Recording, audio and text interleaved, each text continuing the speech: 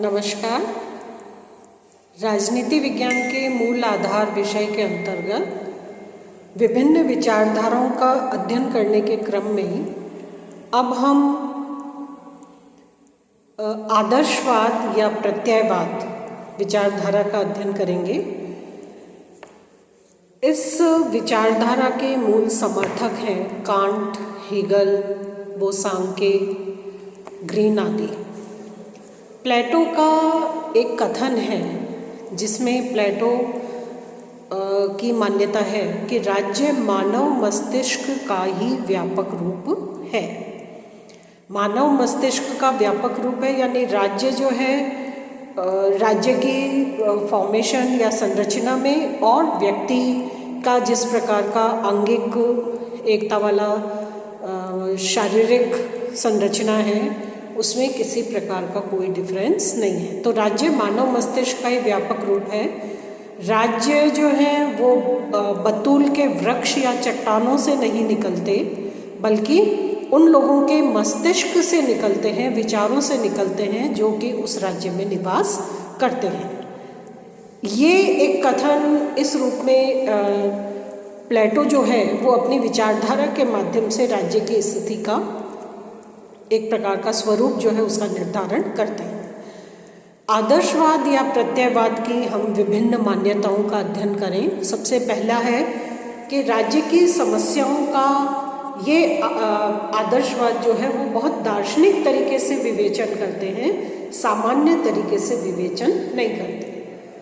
राजनैतिक धारणाएं जो हैं इन आदर्शवादी विचारधारा की वो पूरी तरह से आध्यात्मिकता या दार्शनिक कारक पर आधारित है। ये आदर्शवादी राज्य को एक प्रकार से बहुत आध्यात्मिक यूनिट के रूप में, इकाई के रूप में देखते हैं। तो राजनैतिक धारणाएं भी इस विचारधारा की बहुत आध्यात्मिक स्तर की हैं। राज्य और उसकी यथार्थ नहीं बल्कि उसकी आदर्श स्थिति का अध्ययन और उसका निर्धारण आदर्शवादी या प्रत्ययवादी विचारधारा करती है। यथार्थ स्थिति के प्रति नहीं बल्कि आदर्श स्वरूप राज्य का क्या हो सकता है, कैसा होना चाहिए, इसके बारे में आदर्शवादी जो हैं वो राज्य के संदर्भ में ज़्यादा विचार करते हैं। तो ये राज्य के वास्तविक स्वरूप का नहीं बल्कि उसके आदर्शवादी स्वरूप का अध्ययन प्रमुख रूप में करते हैं।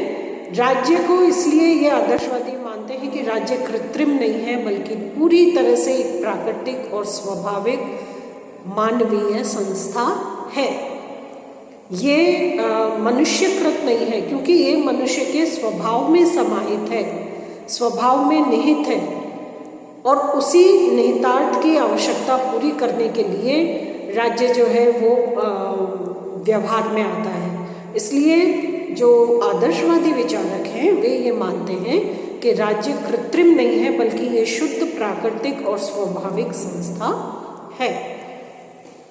और इसीलिए जैसा हमने प्लेटो का कथन देखा था उसके आधार पर प्रत्ययवाद या आदर्शवाद ये मानता है कि राज्य जो है वो मनुष्य की आंतरिक मनोवृत्ति का ही एक वास्तविक या प्रत्यक्ष रूप है।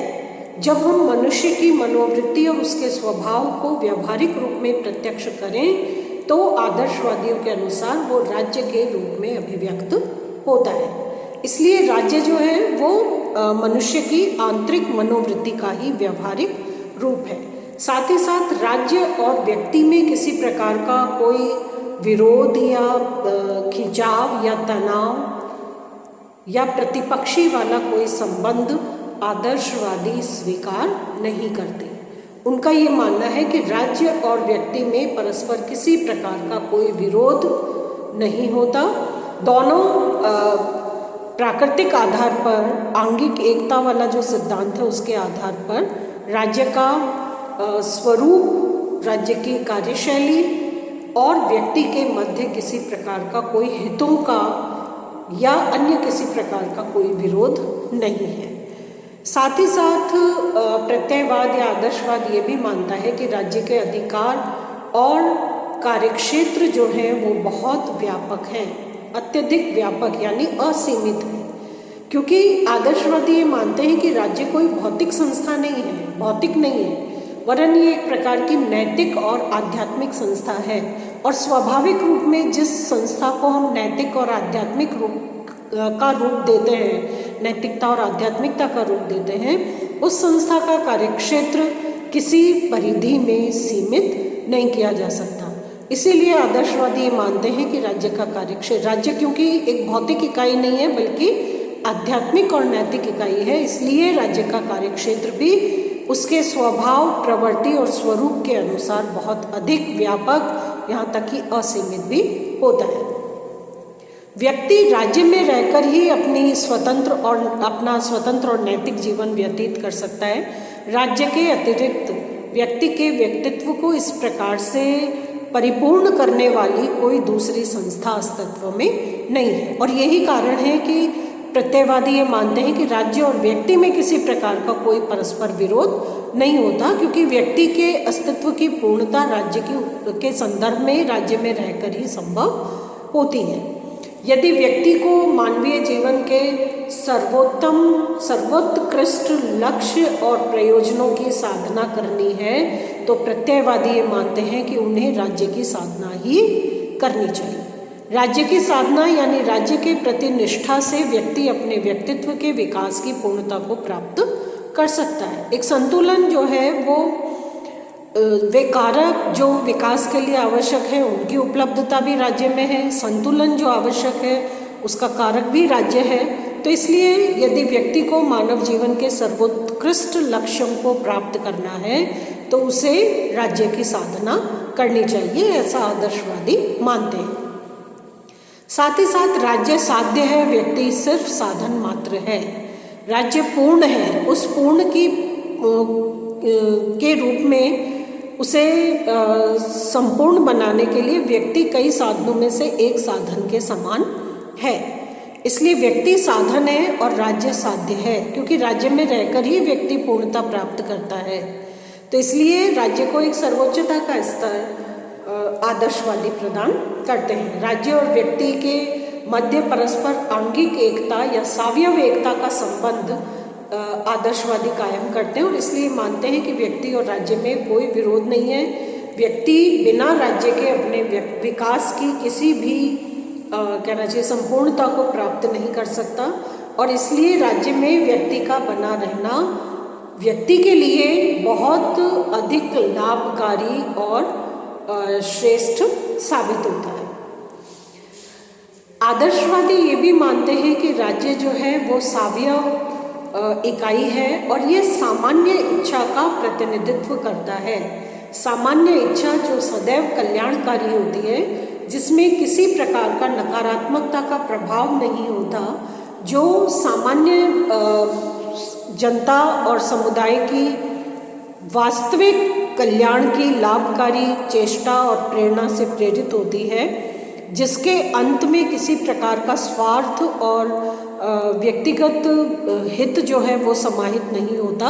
इस प्रकार की एक व्यापक, श्रेष्ठ और सकारात्मक अवधारणा के रूप में सामान्य इच्छा से राज्य की व्यवस्थाएं संचालित होती हैं। राज्य का आधार, कार्य करने का, निर्णय लेने का आधार सामान्य इच्छा होता है। इसलिए आदर्शवादी ये मानता है कि राज्य जो है वो राज्य और व्यक्ति के मध्य संबंध जो है वो आंगिक एकता वाला सावयव संबंध है।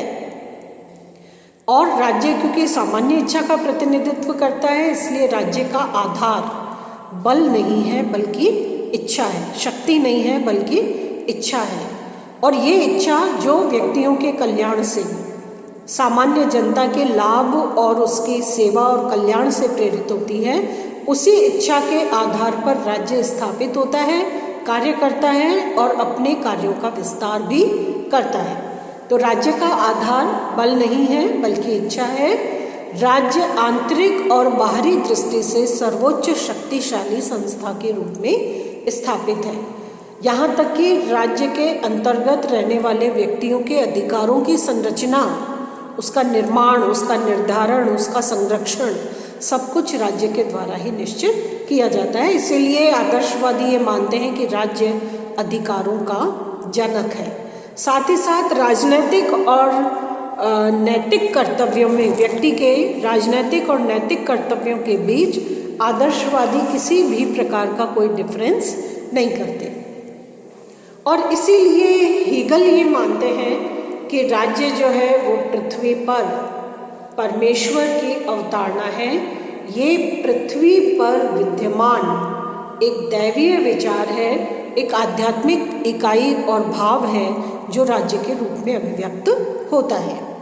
इसी प्रकार प्रोफेसर बारकर भी ये मानते हैं कि मानवीय चेतना स्वतंत्रता को जन्म देती है। स्वतंत्रता में अधिकारों का भाव निहित होता है और अधिकार अपनी रक्षा के लिए एक प्रकार से राज्य की मांग करते हैं। इसलिए राज्य उतना ही स्वाभाविक है जितना कि व्यक्ति का स्वभाव और जितना कि व्यक्ति के स्वभाव में निहित अधिकार और स्वतंत्रता की चेतना। इस चेतना की पूर्ति और प्राप्ति राज्य के माध्यम से ही संभव होती है। फ्रेडरिक हीगल अगर इसके आदर्शवाद के विकास और उसकी अभिव्यक्ति के संदर्भ में हम देखें तो फ्रेडरिक हीगल जो है वो एक उग्र आदर्शवादी के रूप में पहचाने जाते हैं या इनकी विचारधारा को समझा जाता है। द्वंद्वात्मक प्रणाली के द्वारा राज्य की स्वाधीनता और राज्य के स्वरूप के माध्यम से नैतिकता, समाज और शासन के विचार जो हैं उनके आधार पर हीगल ने राज्य की सर्वश्रेष्ठता को कायम किया है।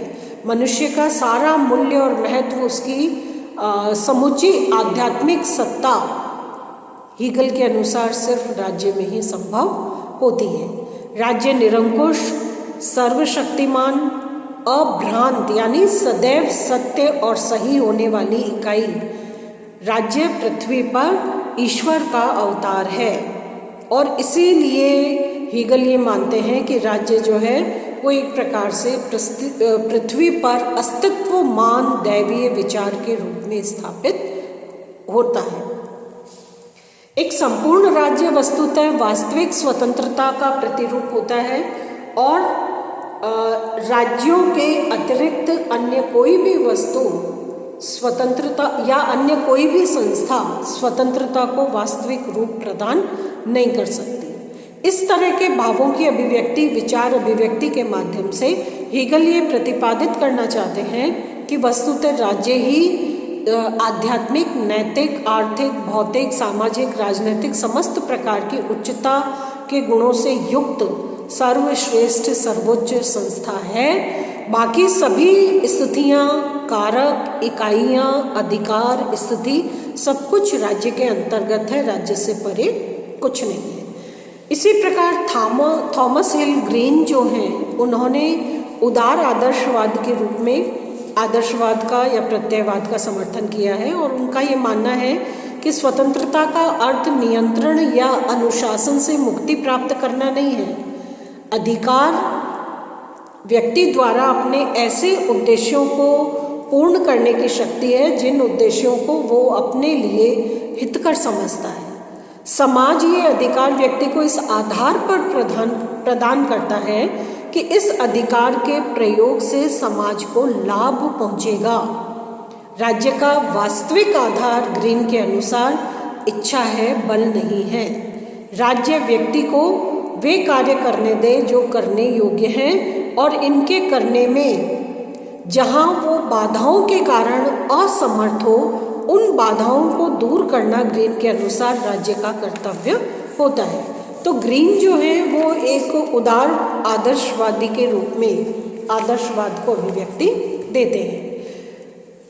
आदर्शवादी विचारधारा के आधार पर राज्य को जो स्टेटस या जो स्तर प्रदान किया है सामान्यतः उसकी आलोचना भी की जाती है। सबसे पहली बात है कि आदर्शवाद जो है वो एक प्रकार से यथार्थ और वास्तविकता से परे एक आदर्शवादी काल्पनिक और कहना चाहिए जो वास्तविक नहीं है इस प्रकार की विचारधारा है।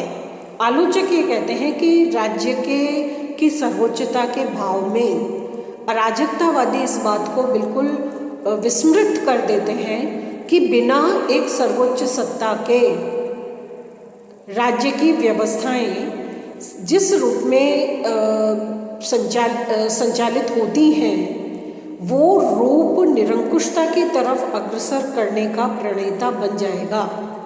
जिस तरह का भाव या जिस तरह का एक स्वरूप आदर्शवादियों ने बताया है, मूल रूप में राज्य को एक आध्यात्मिक इकाई के रूप में स्थापित करके, एक नैतिक और सर्वोच्च इकाई के रूप में स्थापित करके, आलोचक ये कहते हैं कि बहुत ही कल्पनावादी और अयथार्थवादी विचार जो है वो आदर्शवाद के रूप में प्रस्तुत किए गए हैं। राज्य और समाज को एक प्रकार माना है, समान माना है, जबकि वास्तविक स्थिति ये है कि हम राजनीति विज्ञान के विकास के संदर्भ में ये बात देखते हैं कि राज्य में उपस्थित जो संस्थाएं हैं वे हर रूप में परस्पर एक दूसरे से पृथक हैं। राज्य अलग है, समाज अलग है, जनता अलग है, अनेक इकाइयां राज्य के अंतर्गत समाहित होती हैं, लेकिन उनको हम बिल्कुल पर्याय नहीं मान सकते। इसी प्रकार से आलोचक ये कहते हैं कि आदर्शवादी ये मानते हैं कि राज्य साध्य है, साधन नहीं, व्यक्ति साधन है और राज्य साध्य है। आलोचकों के अनुसार राज्य व्यक्ति के लिए होता है, व्यक्ति राज्य के लिए नहीं होता। राज्य और राज्य की तरह के अन्य समुदाय अपने आप में कभी भी साध्य की भूमिका नहीं रख सकते। साध्य तो मूलतः व्यक्ति और उसका कल्याण ही होना चाहिए। इसलिए आलोचक इस विचारधारा को व्यवहारिक रूप में स्वीकार नहीं करते। और जैसा कि आदर्शवादी या प्रत्ययवादी मानते हैं कि राज्य का अपना पृथक अस्तित्व है, जबकि आलोचक ये कहते हैं कि राज्य का कोई पृथक अस्तित्व नहीं है। राज्य एक स्वतंत्र व्यक्तित्व वाली कोई चेतना नहीं है, एक अलग व्यक्तित्व नहीं है, बल्कि राज्य तो राज्य के घटकों के माध्यम से अभिव्यक्त होने वाली एक संस्था है। तो सर्वशक्तिमान राज्य का जो सिद्धांत आदर्शवादी देते हैं उसको आलोचक स्वीकार नहीं करते। राज्य पूर्णतः दोष, ऐसा कहते हैं आदर्शवादी के राज्य में अंतर्निहित रूप में किसी प्रकार का दोष या कमी नहीं है। आलोचक ये मानते हैं कि राज्य पूर्णतः दोष मुक्त संस्था नहीं है। आध्यात्मिक और नैतिक स्वरूप प्रदान करने के उपरांत भी आलोचक ये मानते हैं कि राज्य जो है पूर्णतः दोष रहित संस्था नहीं है, एक बहुत ही यथार्थ, सांसारिक और एक व्यवहारिक संस्था के रूप में स्थापित एक इकाई है जो कि व्यक्ति के कल्याण की प्रक्रिया से विस्तृत रूप में जुड़ी हुई है। आदर्शवादी स्वतंत्रता का सिद्धांत जो है उसको भी आलोचक स्वीकार नहीं करते। राजनीतिक कर्तव्य और नैतिकता, इन दोनों में किसी प्रकार का कोई बेसिक डिफरेंस प्रत्ययवादी नहीं करते। तो आलोचक ये कहते हैं कि कर्तव्य और नैतिकता जो है वो दो भेद करने वाली स्थितियां हैं जिनके मध्य किसी प्रकार का कोई विभेद प्रत्ययवादी नहीं करते, और इसीलिए स्वतंत्रता के संबंध का उनका सिद्धांत दोषपूर्ण सिद्ध होता है। अंतर्राष्ट्रीय कानून और शांति की स्थापना के नज़रिए से यदि देखा जाए तो ये सिद्धांत बहुत ज़्यादा घातक है, आदर्शवादी सिद्धांत, क्योंकि ये राज्य को जिस उच्चता की स्थिति में स्थापित करता है वो अधिनायकवाद या निरंकुशता की तरफ अग्रसर होने वाला एक विचार या भाव बन जाता है। राज्य नैतिकता से ऊपर है, राज्य व्यक्ति से ऊपर है, राज्य भौतिक इकाई नहीं बल्कि एक आध्यात्मिक इकाई है। इस प्रकार के विचारों से जो स्थिति राज्य के संदर्भ में आदर्शवादी स्थापित करते हैं, आलोचक ये कहते हैं कि नैतिकता से उच्च अगर राज्य हो जाएगा तो फिर राज्य की जो वास्तविकता है, यथार्थवादिता है, वो व्यवहारिक रूप में सामान्य जनता के कल्याण में बाधा के रूप में सिद्ध हो सकती है। सामान्य इच्छा का जो सिद्धांत, जिस पर आदर्शवादी ये कहते हैं कि सामान्य इच्छा पर, जो कि सर्व कल्याण की भावना से प्रेरित एक भाव है, उस पर राज्य आधारित होता है। तो सामान्य इच्छा का जो ये सिद्धांत और भाव है, ये भी, इस पर राज्य की निर्भरता ये भी अनुचित है।